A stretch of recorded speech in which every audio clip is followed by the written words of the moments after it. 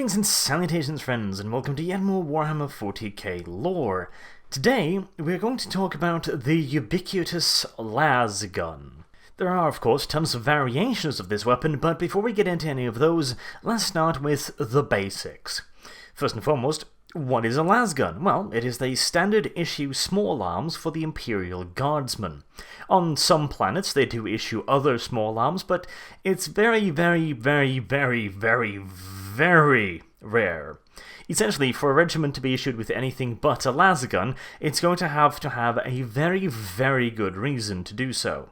Some, technically, Imperial Guard regiments that have been on extended garrison duty, for example, might be issued with locally produced gear instead of Lasguns, and we're talking about garrison duties that last into the hundreds, if not thousands of years, and eventually the regiment simply is not a priority for resupply of Lasguns and power packs, which might force the regiment to adopt locally produced weapons, like autoguns, for example.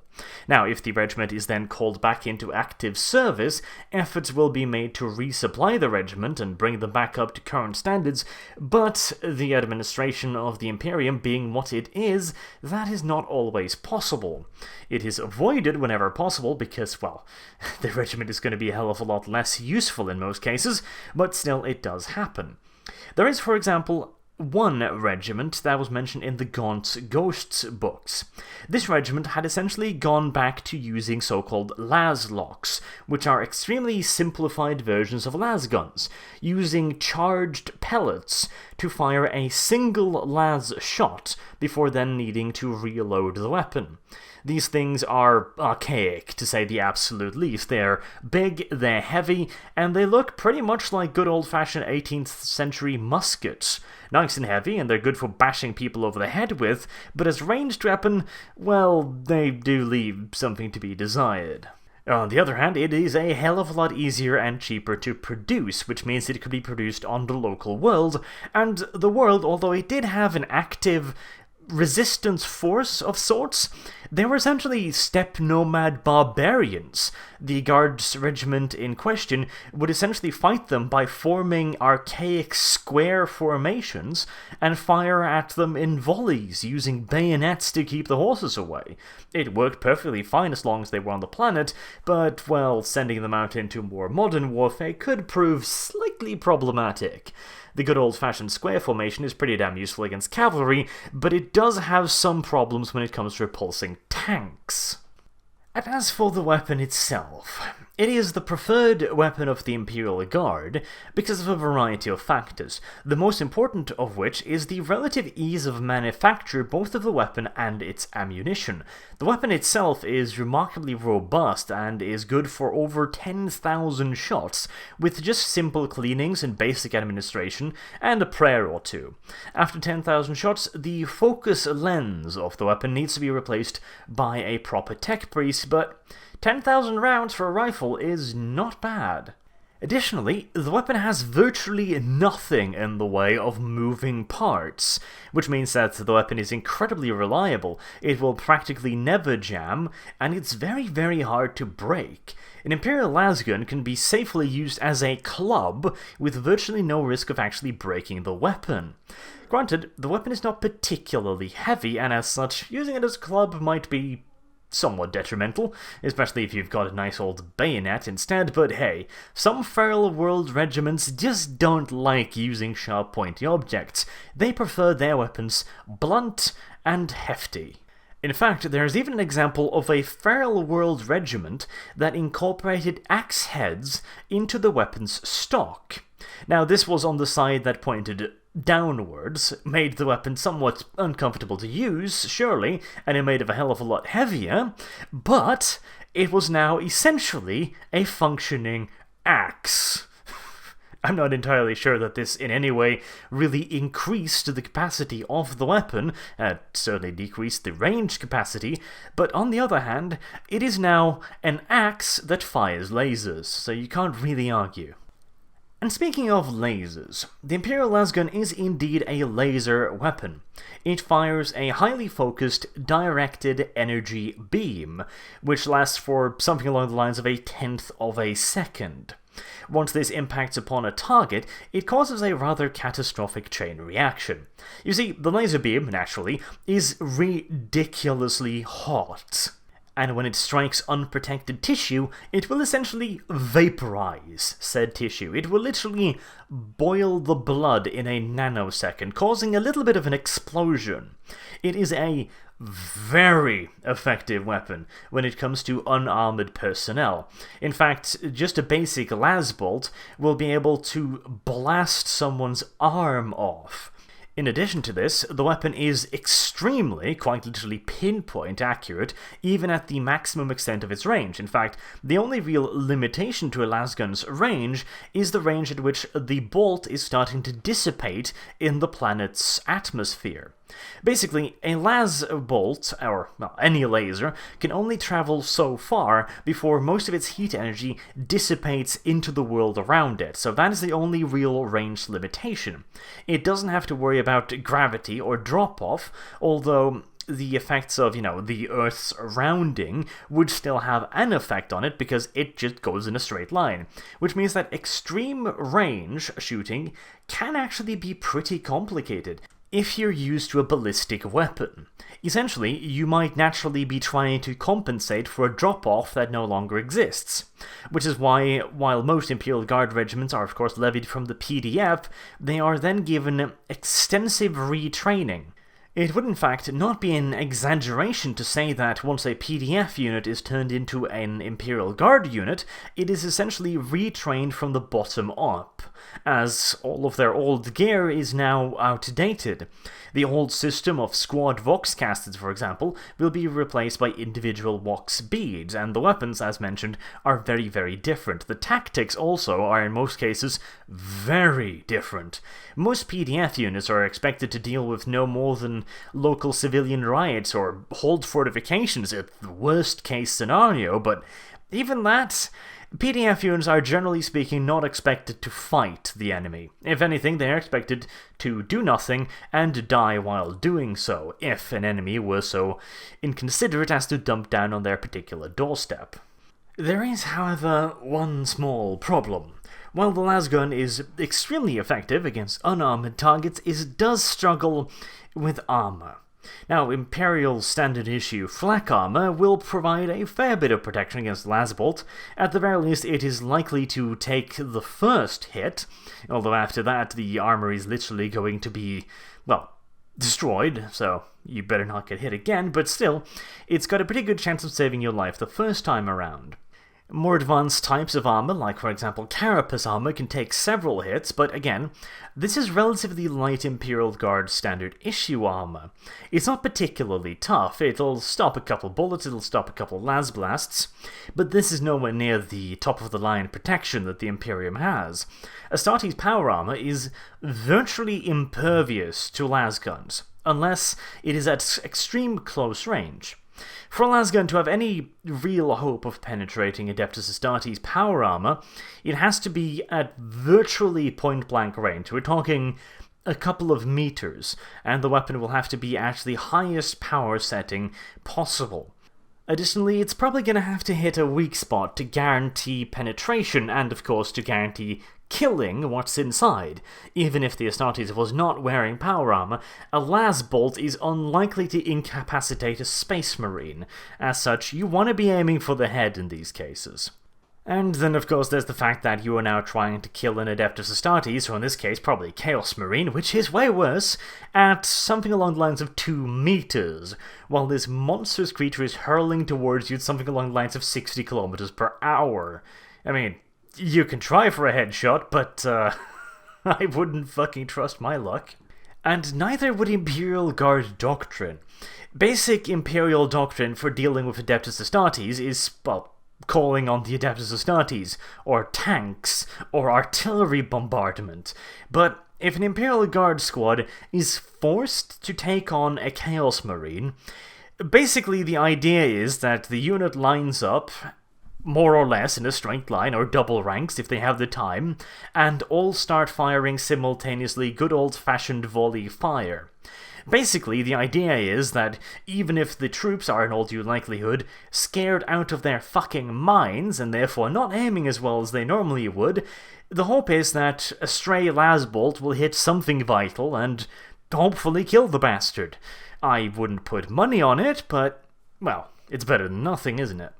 But of course, Chaos Space Marines are relatively rare, so it's not that big of an issue.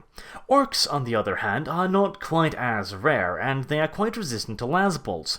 Now, first and foremost, orc armor, being essentially armor just because it's really, really thick, and orcs are very strong and can lug an absolute goddamn ton of armor along on them, is pretty effective, just by sheer good old-fashioned thickness. The lasbolt might carve out a nice fucking hole from a piece of slab metal, however, the piece of slab metal is still going to be in one piece in most cases, and it's probably going to take 2 or 3 more hits before the lasbolt has, quite literally, dug its way through the armor. And after that, of course, you have the small problem of trying to put down an orc with a lasbolt. Now, orcs are very, very tough, and they don't feel much in the way of pain, and their slab-like musculature is actually quite able to absorb a lasbolt. Now, the Imperial Guard issue Lasgun will take down an orc with a single headshot. With chest shots, you're probably looking at something along the lines of 4 or 5 hits before you start inflicting real damage. If all you've got is a las pistol, well, you're gonna need all the luck you can get, because only a headshot directly into the eye socket, thereby frying out the brute's brain, is really going to stand any chance of saving your ass.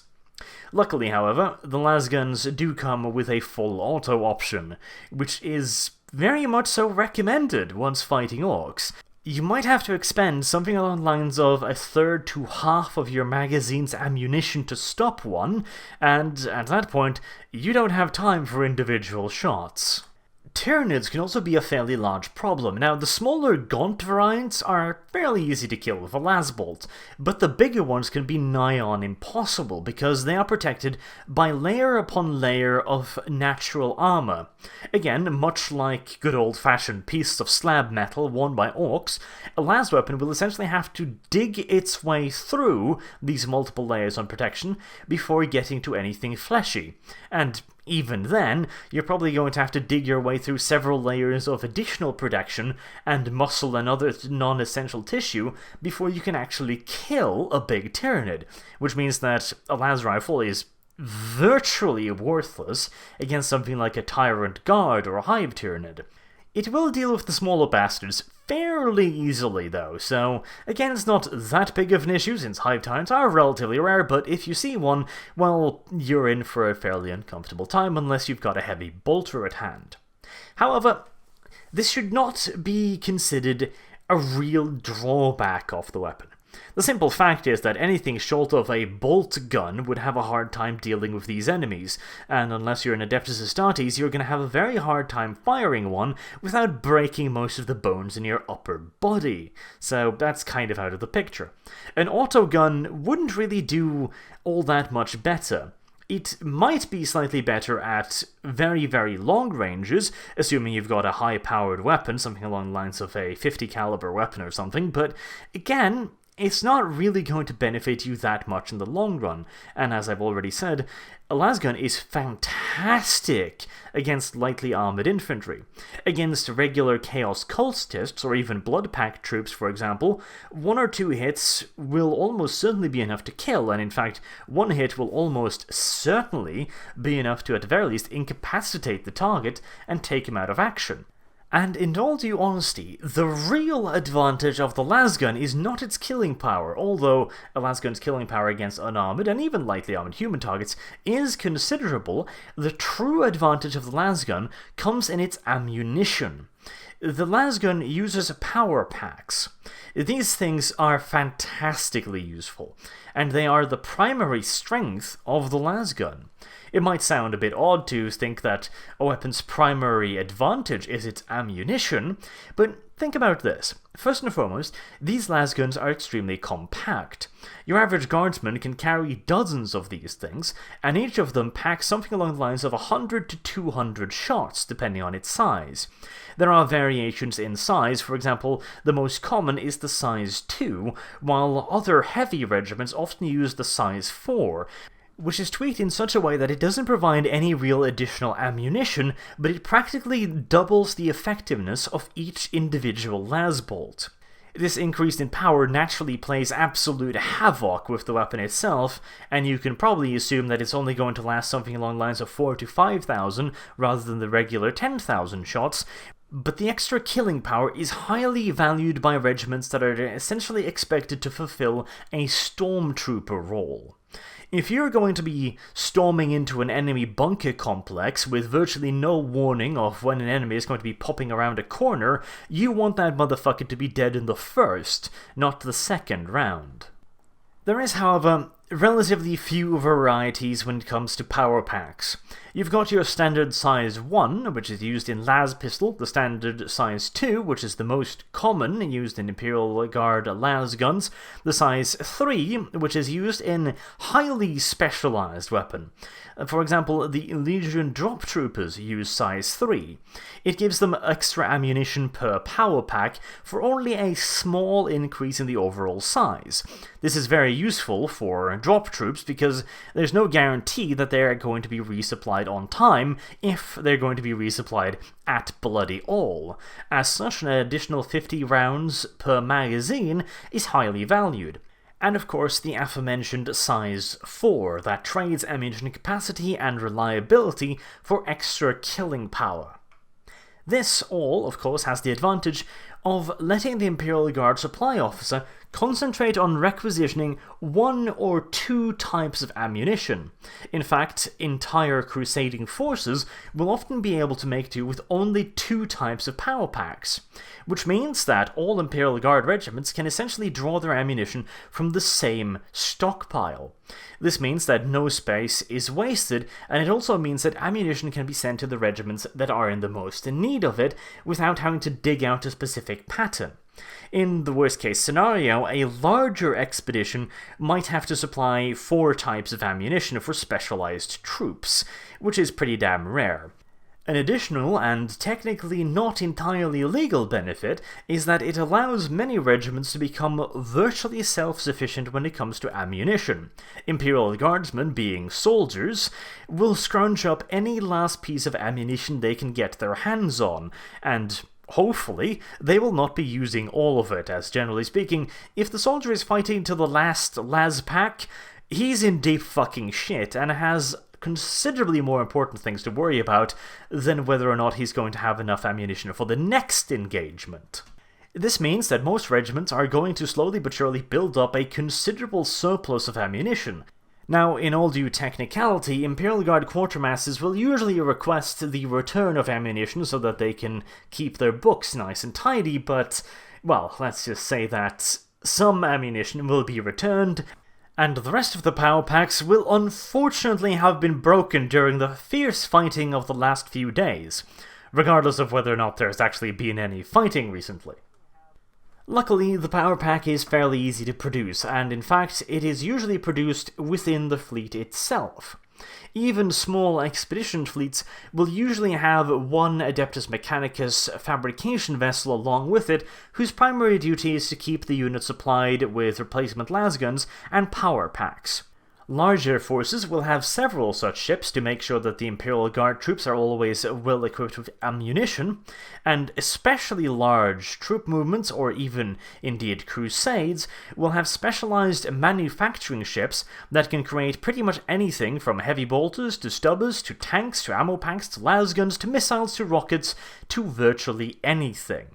Generally speaking, however, the standard fabrication ship will produce basic ammunition, and the rest is expected to be ferried in, unless there is a particular need for it.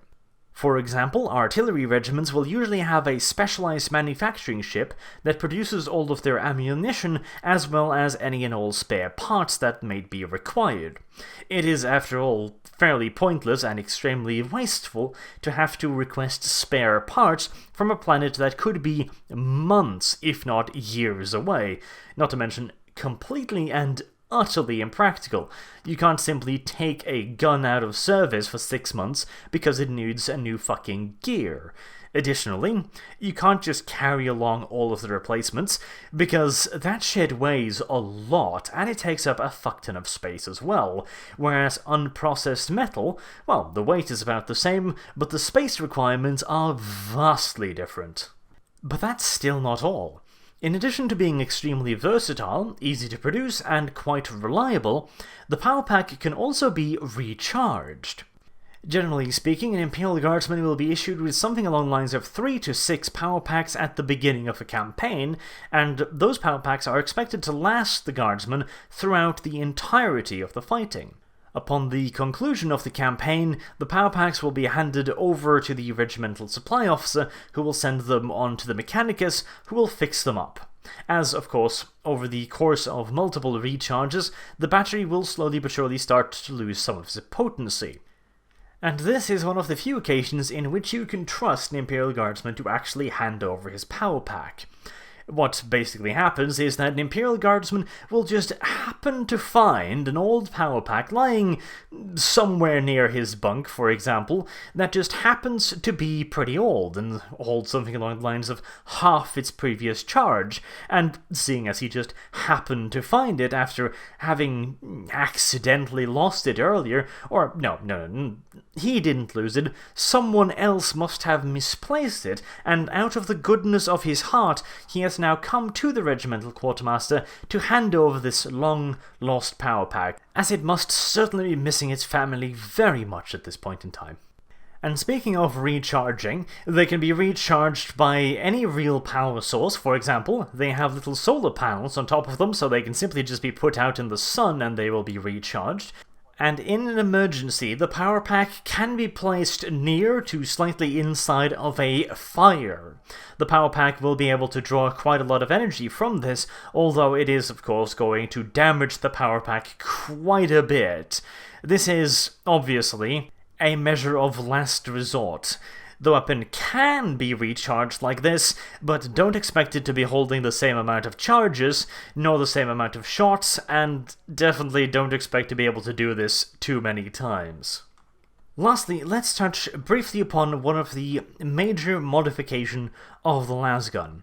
As I mentioned previously, there are a ton of legal and less legal modifications, and even quite a lot of differences within the patterns of the Lasgun, the most common being the M35 Galaxy, while you also have some crazy shit like the literally handcrafted las weapons of the Vostroyan Firstborn, but we are now talking about the general purpose weapons, and there is one modification of the weapon that can be considered general purpose, and that is the Imperial Long Las.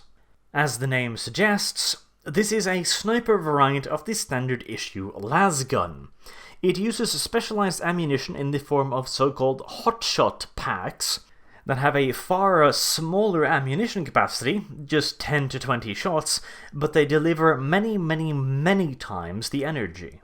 The increase in raw energy also, of course, means that the weapon's effective range is considerably lengthened, as it takes far longer for the bolt to lose all of its lethal force. To aid the wielder in long-range sniping, the weapon is also equipped with a high-powered scope, which is quite a rarity within the Imperial Guard. A basic lasgun will only really be equipped with something like a small scope or a reflex sight if it comes from a fairly advanced world, or if it is a regiment that is considered particularly important. Generally speaking, the standard issue Imperial lasgun comes equipped with a good old-fashioned iron sight, and very little else. But that is not the only difference between a long las and a standard issue lasgun. It also comes with a few additional nifty mechanical nonsense pieces, and it is considerably longer than a basic las weapon. Specifically, the barrel is longer. The barrel can also easily be removed from the weapon by an unlock function. It can essentially just be screwed straight out. This is important because the weapon's increased power outage means that a basic barrel will only last something along the lines of 30 to 50 shots, depending on, of course, the rate of fire, the expertise of the wielder, etc., and any available coolant. You could potentially get a barrel up into as much as 60 shots with an available source of coolant, be it, for example, snow or something, but at that point the barrel will be dangerously warped and might just simply rupture, which is a bit of a problem. Due to the weapon's considerably higher power yield, it is also considered to be slightly more unstable than the basic las weapon. Now, it's still very unlikely that anything bad is going to happen to it, but hotshot packs do contain a far greater charge than normal power packs. As such, any malfunction is likely to be uncomfortable. Again, it's not very likely to explode, but not very likely to explode and will not explode whatsoever is still a difference that is worth mentioning. Additionally, the weapon itself is considered to be extremely precious, and the Imperial Guard regiments put a lot of love and effort into their sniper detachment. Every single sniper has the rifle stock custom crafted to fit his body, for example, and it is considered a status symbol to be issued with a long las. In return, however, Imperial Guard regiments will tend to expect quite a lot in return for their quote-unquote investment in their sniper rifles. Snipers are often requested to cover retreats of entire regiments, leaving them the last sons of bitches to try and get out of a hairy situation, and they are often also asked to do ridiculous things like, could you please wander over to that hill over yonder and see if you could kill the enemy commander for me, etc. And some Imperial Guard officers that coming from old-fashioned aristocratic worlds often consider the sniper rifle to be a bit of a boorish weapon, without any honour. You're not facing your enemy straight up in honourable combat, you're sneaking around the bushes, taking potshots at commanders and proper people, and this can lead to a rather uncomfortable life for the sniper. And simply not having snipers is technically not allowed by the Administratum, although considering the shall we say, turnover rate in regiments in which snipers are not welcome, they do tend to become rather scarce rather quickly. And so, that has been my video on the Imperial Guard Lasgun. I'm probably going to have to do one with some variations later on, some of the different patterns, although most of the major patterns will be covered in Imperial Guard Regiment videos. For example, the Elysian Drop Troopers, I will definitely be mentioning their specific pattern of Lasgun, but there are some variants that are less common, and in fact, some which are downright illegal modifications, like for example, the Shot Las, which is a triple-barreled lasgun, which essentially functions as a shotgun. It's pretty damn devastating at short range, but you're not going to be winning any sniping contests with it. So, until next time, I have been Arch. Thank you very much for watching, and I do hope to see you all again soon. Have a good day.